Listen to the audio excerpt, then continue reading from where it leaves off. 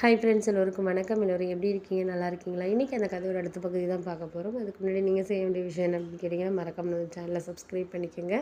கீழே இருக்க பெல் பட்டனையும் கிளிக் பண்ணுங்கள். அப்போ தான் நான் வீடியோஸ் போட்டோன்னே உங்களுக்கு உடனுக்குடனே நோட்டிஃபிகேஷன் தரும். ஸோ மறக்காமல் சேனலை சப்ஸ்கிரைப் பண்ணிவிட்டு வீடியோ பாருங்கள் ஃப்ரெண்ட்ஸ். வாங்க நம்ம கதைக்குள்ளே போகலாம். அதுக்கப்புறம் ஒரு சில வார்த்தைகள் நம்மளுக்கு என்ன தான் சரியான ஒரு தேடல்கள் இருந்தாலும் நமக்கு சரியான ஒரு தேடலுங்கிறது நம்மளுக்கு கொஞ்சம் கஷ்டமாக தான் இருக்கும். அதே மாதிரி தான் நானும் அந்த நேரத்தில் எனக்கு சரியாக இருந்த ஒரு விஷயம்னு பார்த்தோன்னா, சரி நம்ம இவன் ரூமுக்குள்ளே போய் தங்கிடலாம் அப்படின்னு சொல்லிட்டு நான் அப்பா கிட்ட போய் பேசினேன். எனக்கு இங்கே இருக்கிறதுக்கு பிடிக்கலப்பா அப்படின்னு சொல்லிட்டு பேசினேன்.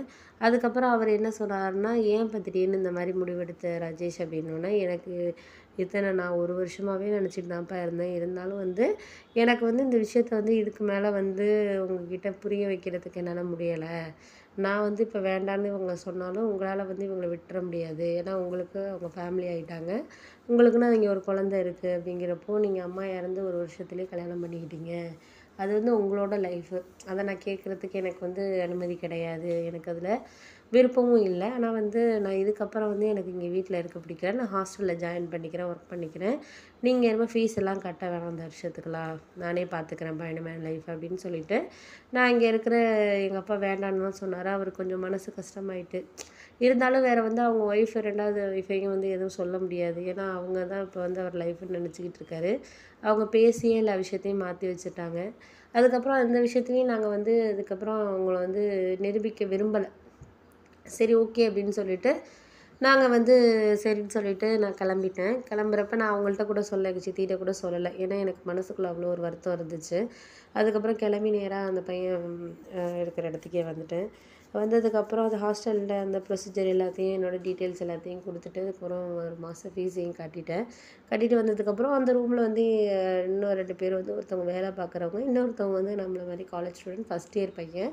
நாங்கள் 2, 3 பேர் தான் இருந்தோம் அந்த ரூமில். பரவாயில்ல, கொஞ்சம் மனசு ரிலாக்ஸாக தான் இருந்துச்சு. அங்கே இருக்கிறப்ப கொஞ்சம் தனிமையாக இருக்கிற மாதிரி இருக்கும். இங்கே பரவாயில்ல, ஃப்ரெண்ட்ஸுங்கிறனால படிச்சுக்கிட்டு கொஞ்சம் பக்கத்து எங்கள் காலேஜ் பசங்களும் ஒரு 2 பேர் இருந்தாங்க. அவங்க ரூமுக்கெல்லாம் போயிட்டு கொஞ்சம் ஜாலியாக தான் போணுச்சு. அதுக்கப்புறம் நான் வேலை பார்க்குற இடத்துலயே அந்த பையனுக்கு வேலை கேட்டிருந்தேன். முதலாளியும் ஓகேப்பா, ஆள் வேக்கண்ட் தான் வேணும். இப்போ 2 பசங்க நின்றுட்டாங்க. அதுக்கு பதிலாக வேணா ஒரு குறிப்பிட்ட ஏரியா தான். ஆனால் ரொம்ப டெலிவரி இருக்காது. ஒரு நாளைக்கு 30 தான் இருக்கும் அந்த ஏரியாவில். வேணா பார்க்க சொல்லு. ஒரு நாளைக்கு ஒரு ரூ. 500 கிடைக்கும் அப்படின்னோடனே நான் அவன்கிட்ட சொன்னேன் இது மாதிரி. இன்னொன்று, பரவாயில்லடா, ரூ. 500 கிடைச்சா பரவாயில்ல. ஒரு நாளைக்கு எனக்கு ஒரு 500 600 கிடைச்சா கூட போதும் பெட்ரோல் போடுறதுக்கு. ஏதோ அங்கே போனால் ஒரு ஹாஃப் டே வேலை தான். நான் எனக்கு ஒரு 15,000 கிட்ட கிடைக்கும். இங்கே வெறும் 8,000 தான் கிடைக்குது.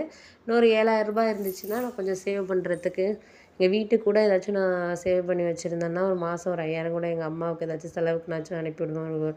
ஏதாச்சும் ஒரு சேவிங்ஸுக்கு அப்படின்னோடனே சரி ஓகே, அது ஒன்றும் பிரச்சனை இல்லை அப்படின்ட்டு நான் அப்புறம் சேர்த்து விட்டதுக்கப்புறம் மறுநாள்லேருந்து அவனை நீ கொஞ்சம் ட்ரைனிங் கொடுப்பா. ஏன்னா அவனுக்கு முதல்ல வந்திருக்கனால அந்த வேலையை பற்றி ஒன்றும் தெரியாது. நீ ட்ரைனிங் கொடுப்பா அப்படின்னு சொன்னாங்க. சரி ஓகேன்னு சொல்லிவிட்டு நான் அதுக்கப்புறம் ட்ரைனிங் கொடுக்க ஆரம்பித்தேன். ட்ரைனிங் கொடுக்க ஆரம்பித்ததுக்கப்புறம் அவன் சொன்னான், எனக்கு கொஞ்சம் கஷ்டமாக இருக்க மாதிரி தான் தெரியுது. ஆனால் எல்லா வேலையும் எனக்கு ஃபஸ்ட்டு சூப்பர் மார்க்கெட் வேலை போகிறப்பயே பிடிக்காம தான்டா இருந்துச்சு ஒரு வாரம். அதுக்கப்புறம் கிட்டத்தட்ட ஒரு வருஷமாக அங்கேயும் வேலை பார்த்தேன். இப்போ இந்த வேலை கொஞ்சம் பழகுறதுக்கு கொஞ்சம் கஷ்டமாக இருக்கும். கொஞ்சம் அலைச்சல் இருக்கும். பரவாயில்ல, இங்கேயே இந்த சாப்பிட்டாச்சு மதியானம். அங்கேனா சாப்பாடுலாம் இருக்காது. நான் பசியார தான் போகிற மாதிரி இருக்கும். ஏன்னா ஹாஸ்டல்லையும் சாப்பாடு சரியாக இருக்காது. தயிர் சாதம், புளி சாதம் இப்படி தான் போடுவாங்க. இங்கே பரவாயில்ல, நல்ல நான்வெஜ் எல்லாம் இருக்குது, சாப்பிட்லாம். அது உனக்கு ஒரு பெனிஃபிட் தான் அப்படின்னு சொல்லிட்டு, நம்ம வெளியில் ஒரு சாப்பாடு வாங்கினா ரூ. 100 150 வாங்கணும் இந்த நான்வெஜ்ஜு.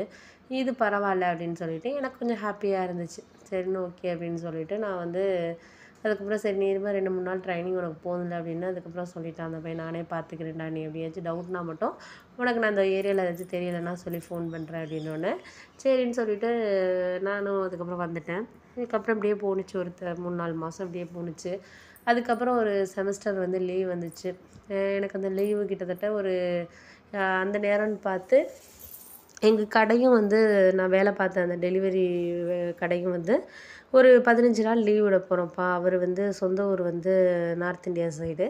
அவர் என்ன சொல்லிட்டாருன்னா, நாங்கள் ஃபேமிலியோட ஒரு டூர் அரேஞ்ச் பண்ணியிருக்கோம். ஒரு 15 நாளைக்கு கடை எல்லாருக்குமே லீவ் விட போகிறோம்ப்பா அப்படின்னாங்க.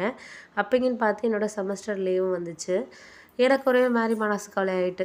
எங்கள் பெரியம்மாலாம் வர சொன்னாங்க, நீ ஊருக்கு வா, ஊட்டிக்கு வா. ஊட்டியில் தான் இருக்காங்க பெரியம்மா. வா அப்படின்னு சொல்லிட்டு சொன்னாங்க. அதுக்கப்புறம் சித்தியும் வந்து கோயம்புத்தூர்ல இருக்க சித்தியும் கூப்பிட்டாங்க. நான் சொல்லிட்டேன் பார்க்குறேன் அப்படின்னு சொன்னேன். அதுக்கப்புறம் என்னோடய ஃப்ரெண்டு வந்து நான் ஊருக்கு கிளம்ப போகிறேன்டா நாளைக்கு, நீ எங்கள் கிராமத்துக்கு வா உனக்கு கண்டிப்பாக பிடிக்கும். எங்கள் வீடு அவ்வளோ வசதியெல்லாம் இருக்காது, ஓட்டு வீடு தான்.